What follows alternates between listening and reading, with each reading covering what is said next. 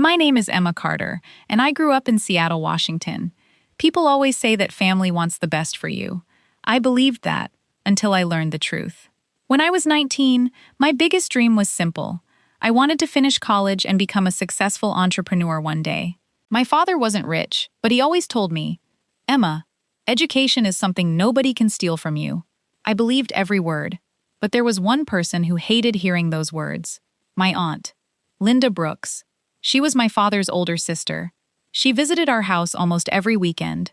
At first, I thought she loved us. I couldn't have been more wrong. Her own daughter, Ashley, had dropped out of school. Ashley spent every day shopping, partying, and blaming everyone else for her failures. Whenever someone praised my grades, I noticed the smile disappear from Aunt Linda's face. She couldn't stand the idea that I might become successful while her own daughter had achieved nothing. One evening, I came home from college and heard voices inside the living room. I stopped outside the door. Aunt Linda was talking to my father. "Why are you wasting money on Emma's education? Girls don't need expensive degrees. She'll get married anyway. Save your money before it's too late." My father stayed silent. She continued, "Look at Ashley. Life isn't about studying. Emma is becoming proud because she's educated. Soon she won't even respect you." Every sentence was poison. And slowly, my father started believing her. Over the next few weeks, everything changed. Whenever I needed money for books, Dad suddenly said no. When I talked about my exams, he barely listened. Finally, one night, he looked at me with disappointment.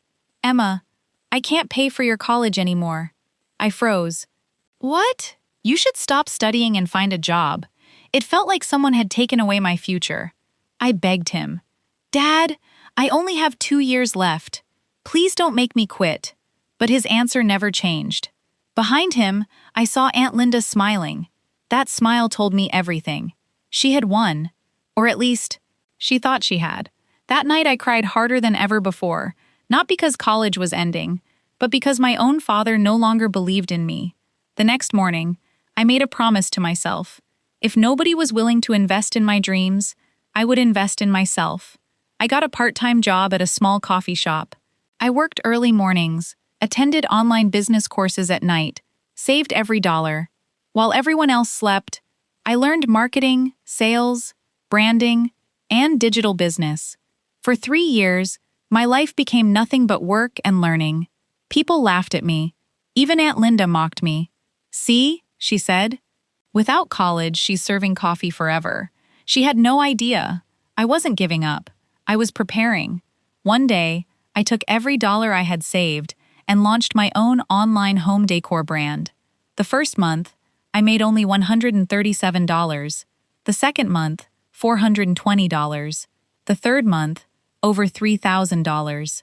That was the moment everything changed. The day my business earned $3,000 in a single month, I didn't celebrate.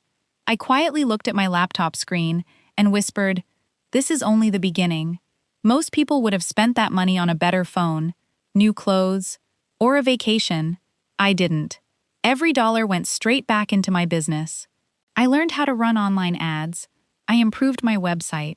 I searched for better suppliers, and I answered every customer message myself.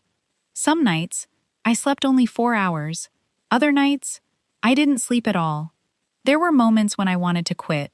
Orders arrived late. Products were damaged. Some customers demanded refunds. One terrible month, I actually lost money. I sat alone in my tiny apartment, wondering if Aunt Linda had been right all along. Maybe I wasn't good enough.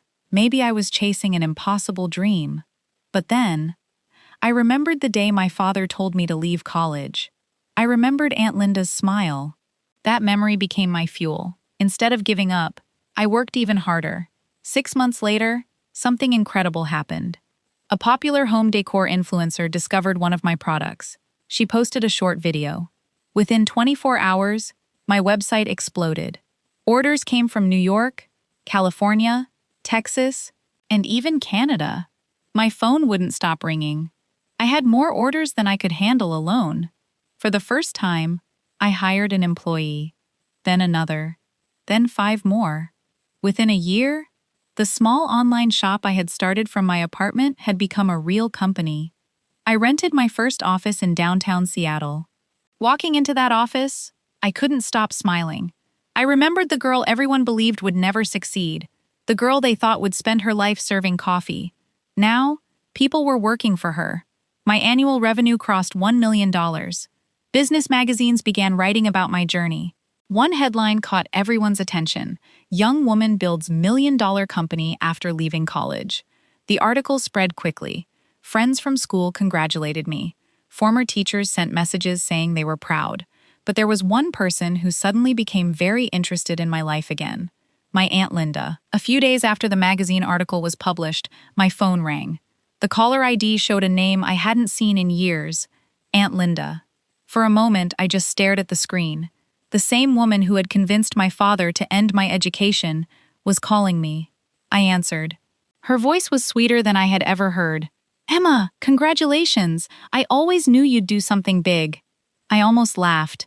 She had never believed in me. Not even once. I replied calmly. "Thank you." There was a few seconds of silence. Then she finally said what she really wanted. "Ashley has been looking for a job. Since you're running such a successful company now, maybe you could hire her?" There it was. The real reason for the call. The daughter she had always compared me to. The daughter she claimed didn't need education, now needed a job from me. I stayed respectful. "Ashley is welcome to apply through our hiring process like everyone else." Aunt Linda's voice changed immediately. "Emma, she's family. You don't need interviews for family." I smiled. "At my company, everyone is treated equally. No exceptions." She ended the call without saying goodbye. A week later, Ashley actually applied. Her resume was nearly empty. She arrived late to the interview. She hadn't researched the company. When asked simple questions, she blamed other people for every failure in her life. The hiring team rejected her, not because she was my cousin, but because she wasn't qualified. I never interfered. My company had been built on hard work. I wasn't going to destroy that by giving special treatment to anyone. A few days later, my father showed up at my office. He looked older than I remembered. He stood quietly in the reception area until I came downstairs. When he saw me, his eyes filled with tears. "Emma, I made the biggest mistake of my life." For a few seconds, neither of us spoke. Then he said the words I had waited years to hear. "I should have believed in you, not in someone else's jealousy." I looked at him, and for the first time in years, I could see genuine regret. I looked at my father, and for a long moment, neither of us spoke. Finally, I said, "Dad, your words hurt me, but they didn't stop me. They made me stronger." Tears rolled down his face. "I'm sorry, Emma. I let someone else's jealousy destroy my trust in my own daughter." For the first time in years, I hugged him, not because I had forgotten the past, but because I refused to let it control my future. A few weeks later, my father invited me to a family dinner. When I arrived, Aunt Linda and Ashley were already there. The room fell silent as I walked in. The same relatives who once called me a failure were now smiling and asking about my business. Aunt Linda tried to act as if nothing had happened. "Emma, we're all so proud of you," she said. I looked at her calmly. "I appreciate that, but I hope you've learned something." She looked confused. I continued, "Never try to stop someone else's dreams because you're disappointed with your own life. Success isn't limited. There's enough room for everyone." She lowered her head. For the first time, she had no excuse. Ashley quietly apologized too. I spent years blaming everyone else instead of improving myself. I was wrong. I accepted her apology, but I also knew that forgiveness didn't mean forgetting. Over the next few years, my company expanded across the United States. We hired hundreds of employees. I also created a scholarship fund for young women who wanted to continue their education but couldn't afford it. Every year, students received opportunities that I had almost lost. One afternoon, I stood on the stage at a business conference in Seattle. Someone in the audience asked, "What's the biggest reason for your success?" I smiled and answered, "People tried to convince me that my dreams were impossible." Instead of arguing with them, I let my results speak. The audience stood and applauded. As I walked off the stage, I realized something. My greatest revenge was never making my aunt feel ashamed. It was becoming the woman she believed I could never be.